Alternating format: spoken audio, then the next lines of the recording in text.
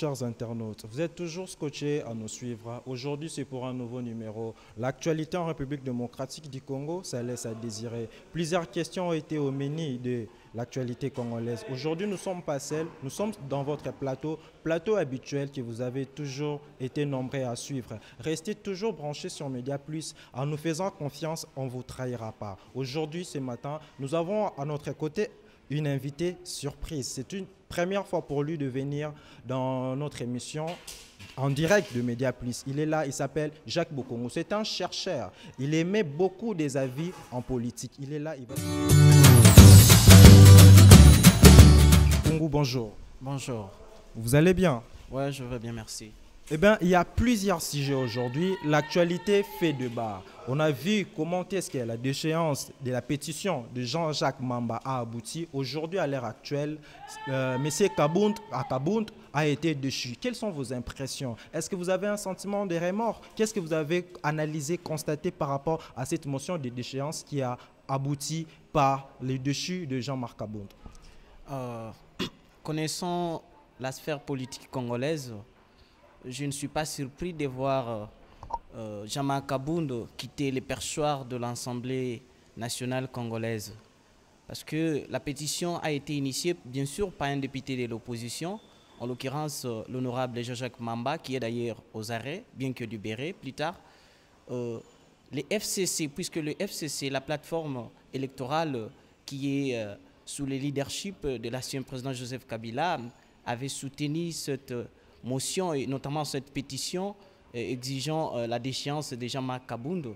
À mon avis, je ne vois pas que ça ne me pousse pas à être étonné quant à ça. Parce que Jean-Marc Kabound, ses collègues de l'Assemblée nationale lui ont reproché beaucoup de choses. Notamment, certains parlent même de l'incompétence, bien que moi, personnellement, je ne soutiens pas. D'autres encore parlent un peu du militantisme exagéré alors qu'on assume les fonctions de l'État. Donc, il y a de quoi qui ne peut pas étonner quiconque suit l'actualité politique congolaise. Est-ce que sommes-nous dans un début d'un divorce entre la famille Cash et FCC? Certainement, à en croire certaines sources au sein de l'IDPS, certains évoquent les débuts d'une longue guerre.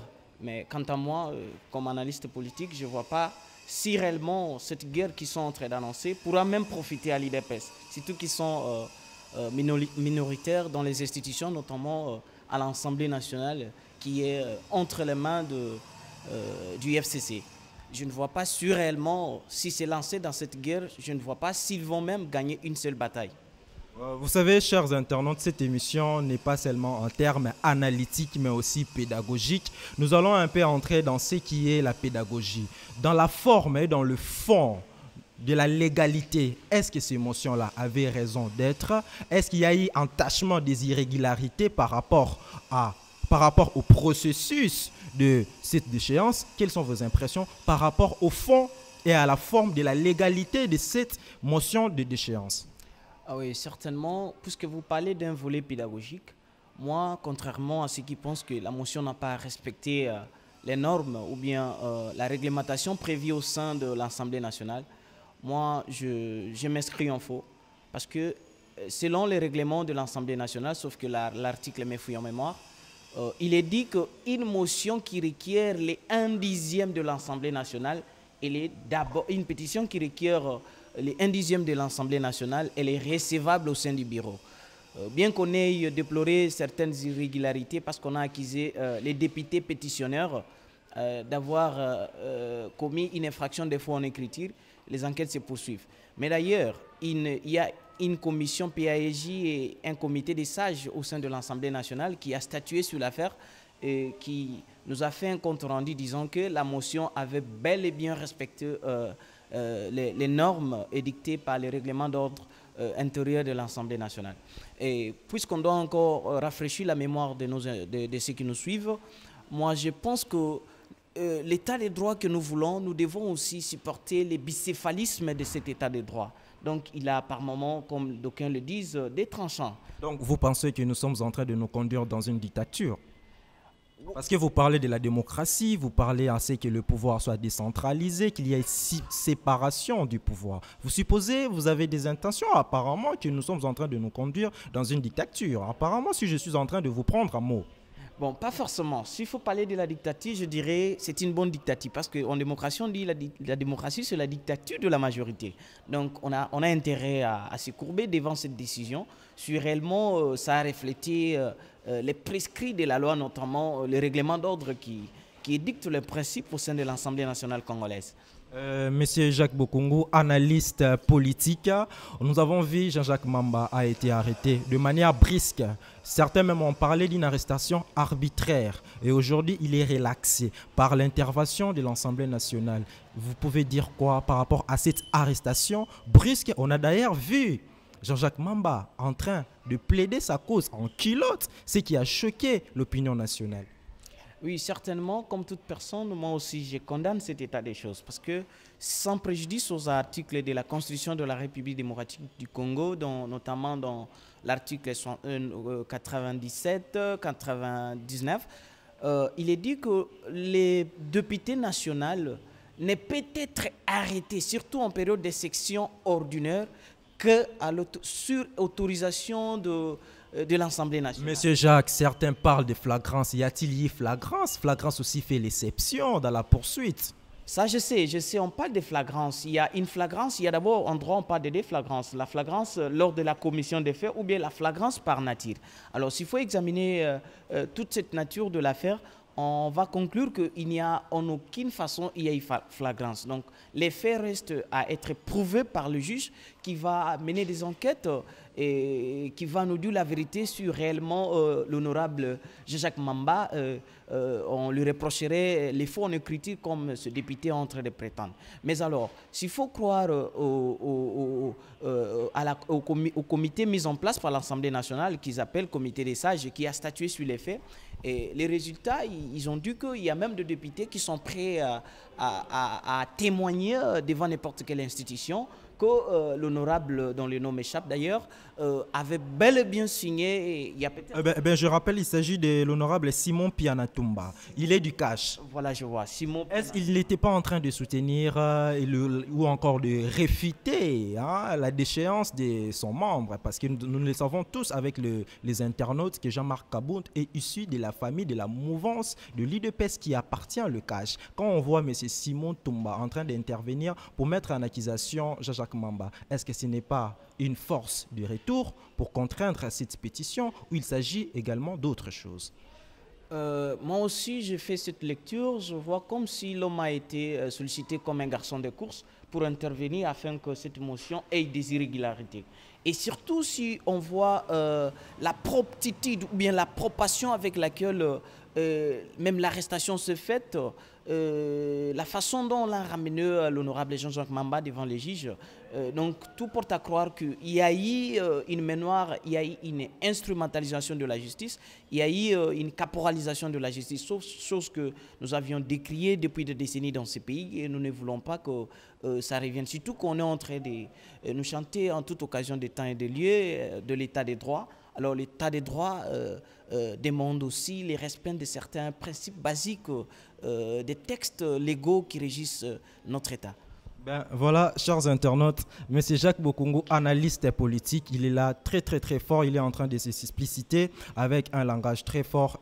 Nous n'allons pas seulement en rester là, bien sûr, nous n'allons pas en rester là, nous allons prendre notre deuxième sujet, parce qu'aujourd'hui déjà, Jean-Jacques Mamba est dehors et Kabound a été déchu. Notre deuxième sujet, c'est le rejet de la levée des immunités d'Alexis Thambwe Mamba, dont vous le savez très bien, vous avez suivi par plusieurs canaux, par plusieurs médias. Comment est-ce que Alexis Thambwe Mamba, président de la Sénat, a été malversé, controversé avec son collègue Bijou Goya? Aujourd'hui, on a eu à faire la requête. Le parquet a demandé à ce que ces immunités soient levées, mais suite à une commission mise en place, cette demande a été rejetée. Que pouvons-nous dire? Est-ce que la démocratie est en train de primer? Est-ce qu'aussi y a-t-il une privatisation du pouvoir au sein du Sénat? Jacques Bokungu, le peuple congolais est en train de vous suivre, Jacques Bokungu. Pourquoi ces rejets de lever des immunités? Que pouvez-vous dire? Que pouvez-vous apporter comme analysme fondé sur ces problèmes? Ah oui, moi, contrairement à ceux qui se font étonner, se laissent étonner par cet état des choses, je savais que l'action de Madame Bujungoya serait juste un coup d'épée dans l'eau. Connaissant la façon dont les FCC, la plateforme électorale de l'ancien président Joseph Kabila, a pris d'assaut le Sénat, je ne m'imaginais même pas un seul instant que le Sénat pouvait permettre la levée des immunités du dinosaure politique Tambo Mwamba. Sauf que c'est quelque chose que nous devons réfléchir. Nous devons vraiment réfléchir pour trouver des remèdes appropriés à cette problématique. J'ai l'impression qu'il y a des hommes politiques congolais qui se couvrent derrière des immunités pour se permettre de faire n'importe quoi, sachant que ma classe politique, qui est d'ailleurs minoritaire dans les... Jacques Bokongo, s'il vous plaît, vous êtes en train de renvoyer la faute à la Constitution qui confère ces immunités-là. Certainement, je ne renvoie pas la faute à la Constitution, mais au rédacteur de la Constitution, parce qu'il me semble que la Constitution a été rédigée sur le profil politique de certaines personnalités ici au Congo. Donc, on a voulu couvrir certaines bévies qu'on a fait à l'époque, tout ça, se couvrir des immunités. Excusez-moi, vous allez comprendre que sous d'autres dossiers, la loi est plus dure pour les gouvernants que pour les gouvernés, ce qui n'est pas le cas ici au Congo. Certains en diront Doralex, c'est de l'ex. Certainement, mais sauf que avec, tu vois, dans la démocratie moderne, il faut que nous puissions converger avec les autres. Donc, nous puissions réfléchir pour que nos lois puissent s'adapter aux circonstances nouvelles. On ne peut pas continuer à cautionner, à ériger l'impunité, à consacrer l'impunité, même dans nos lois, dans notre loi fondamentale, notamment les immunités. Et sur les députés ne levaient pas. Sauf que la loi aussi prévoit au procureur de pouvoir cesser les poursuites en attendant pas forcément la déchéance, mais la fin de son mandat, parce qu'une infraction a toujours une prescription. Surtout que la mandature au Sénat est pour 5 ans. Après 5 ans, les procureurs, si les juges opportuns, peuvent encore relancer l'affaire et directionner des poursuites à l'endroit d'un parlementaire que le Parlement, que ses collègues avaient refusé de lever les immunités.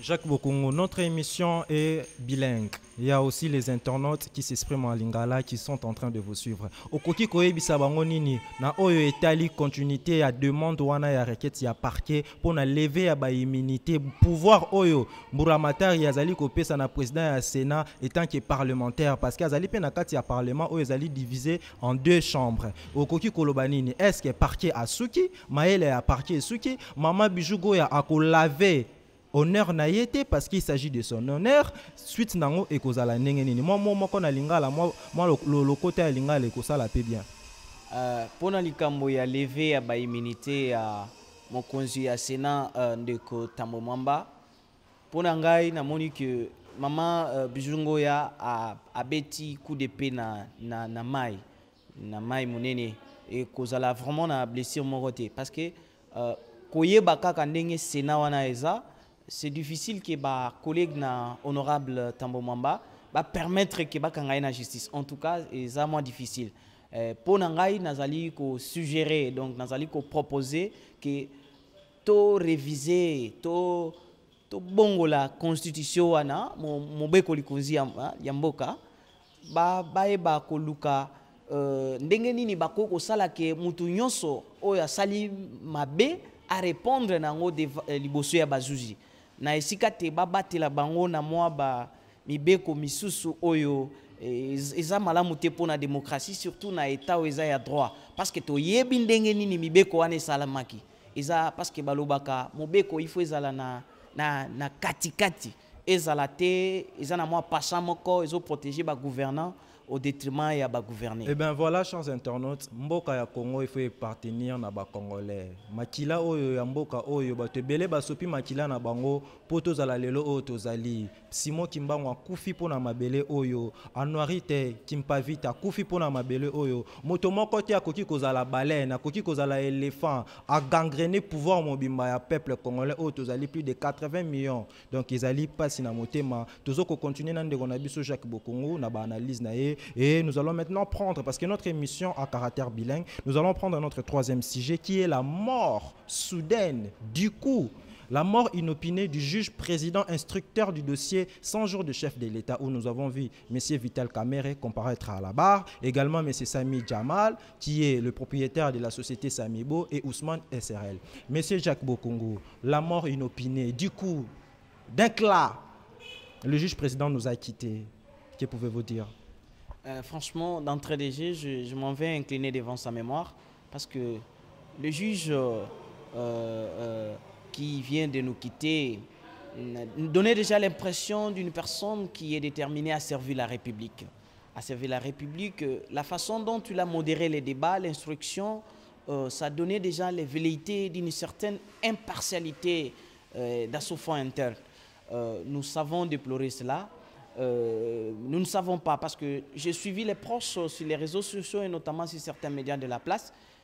Ils ont condamné cet état des choses. Ils disent que le juge ne se plaignait pas pour des problèmes de santé. Il ne se plaignait pas pour des problèmes de santé, mais la nature brutale de cette mort laisse l'opinion publique perplexe. L'opinion publique perplexe au point que certains se demandent s'il n'y a pas eu une main noire étendante. Mais quand cela ne tienne, attendons, peut-être les futurs nous seront suffisamment éclaircis. Moi, je ne vais pas aller dans les allégations, dans les affirmations, mais beaucoup présument, supposent qu'il y a eu affaire du poison. Parce que d'autant plus que sa famille a déclaré à sa mort, ses mains ont commencé à noircir. Pouvons-nous dire, pouvons-nous analyser ou quand même rapprocher une analyse sur une appropriation du poison ou un rapprochement du poison par rapport à cette mort? Bon, franchement, il est... Et surtout encore que nous en connaissons beaucoup de morts aujourd'hui, surtout dans l'entourage du chef de l'État, Félix Tshisekedi. Nous en connaissons aujourd'hui beaucoup de morts dans son entourage. Encore le juge qui vient de nous quitter. Il ne s'agit pas d'un complot contre la République? Certainement, ça doit... une mort, vous savez, nous sommes bantous, nous sommes africains. Une mort ne manque jamais des causes lointaines ou proches. Sauf que cette mort-là, de par sa nature brutale et inopinée, comme vous l'avez bien mentionné d'entrée de jeu, ça laisse plus de personnes perplexes. Surtout qui détenaient dans ses mains un dossier trop sensible où tous les Congolais avaient des yeux rivés. Une affaire de milliards. Une affaire de milliards, comme vous le dites. Et voilà pourquoi nous, en ce qui nous concerne, donnons un peu confiance à cette justice. Parce qu'aux dernières nouvelles, on m'aurait appris que les enquêtes se poursuivent. Et puisque l'affaire est en justice, on ne va pas verser dans les allégations, des affirmations gratuites.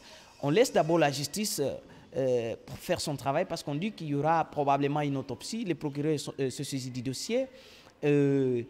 Attendons et nous prions que la vérité soit dite et que la famille soit consolée, ne fût-ce que par cette vérité. Et si réellement il y a des gens qu'on reprocherait d'avoir une main noire sur cette disparition, nous prions que ces gens soient déférés devant les juges naturels pour qu'ils répondent de leurs actes. Ok, voilà, nous présentons nos condoléances à la famille du juge Raphaël qui nous a quittés. Ça fait mal, ainsi à la famille tout entière de la République démocratique du Congo, le Congolais de diaspora, la corporation de magistrats. Nous vous présentons nos condoléances. Nous avons reçu aujourd'hui sur notre plateau M. Jacques Bokongo, qui est ici natif de l'université de Kinshasa. Nous ne pouvons pas quand même les recevoir et les laisser partir sans pour autant chapeauter la question de la reprise des activités à l'université de Kinshasa. Monsieur Jacques Bokongo, l'université de Kinshasa a connu l'arrêt du fonctionnement avant même que la pandémie arrive dans le pays. Et aujourd'hui, nous sommes pendant la pandémie. Voyez-vous pas que le sort de l'université de Kinshasa est scellé et que tout est cartographié afin que les études soient complètement bâclées? Oui, certainement, je partage cet avis parce que, comme vous l'avez si bien mentionné, la fermeture de l'université de Kinshasa ne date pas de l'avènement Covid. La fermeture, c'est suite au non-paiement de la prime des professeurs qui réclamaient cette prime et beaucoup d'autres choses. Et voilà que le Covid est venu encore enfoncer les clous. Je vois mal, nous, étudiants de l'université de Kinshasa, terminer cette année, même commencer, parce qu'il y a certaines facultés qui n'ont pas encore commencé l'année académique 2019-2020. Alors, moi, je vois mal, parce que dans les 4 ou 3 mois qui nous restent, je vois mal l'université recommencer et que les études finissent cette année. Je vois toujours qu'il est vraiment impossible, et surtout que les travaux aussi de réflexion sont lancés à l'université. Probablement, nous n'avons que nos yeux pour pleurer cette année. Et espérons éventuellement pour l'année prochaine pour reprendre les cours. Vous vendez le désespoir, M. Jacques Bokongo. Je ne le vois pas, mais c'est sur base de certains éléments à m'apporter que je suis en train de voir ça. Connaissant d'abord la façon de les modus operandi de l'université, c'est impossible, c'est impraticable. Quel calcul allons-nous faire? Parce que généralement, on a plus de 9 mois, de 9 à 10 mois pour les cours. Certaines facultés, même une année entière. Alors qu'il nous reste au moins 4 mois ou 5 mois pour finir toute une année. Je vois ça pratiquement impossible. Pratiquement impossible. Parce qu'à ma connaissance, il y a des frères, des camarades qui viennent de province et qui ont même, fouillant les coronavirus à Kinshasa, et qui ont fait bagage pour rentrer. Et donc tout cela, ce sont des faits. Même si les coronas finissaient aujourd'hui, connaissant les professeurs de l'université de Kinshasa, qui ne sont pas d'ailleurs bien traités, ça on le connaît, ils vont toujours exiger les primes. J'ai eu la chance de parler avec l'un des professeurs, l'un des personnels scientifiques de l'université. Il m'a dit, mon frère, surtout avec ce que nous avons vécu avec le coronavirus ici au Congo, nous, professeurs de l'université de Kinshasa, même s'ils lancent la réouverture des activités académiques, nous allons d'abord exiger nos dus, parce que le gouvernement leur doit quelque chose. Ben, voilà, Jacques Bokongo, c'est triste, c'est complètement triste. Ben, notre émission est à sa fin. Nous avons été avec Jacques Bokongo. Jacques Bokongo, l'émission de Mediaplus vous remercie énormément de votre disponibilité, d'être là pour répondre à nos questions. C'était un plaisir pour nous. Tous les plaisirs est aussi le mien d'être invité sur votre prestigieux plateau afin d'échanger avec vous et apporter mes analyses sur la gestion de la chose publique et notamment des questions particulières relatives même à l'université et tant d'autres. En tout cas, merci.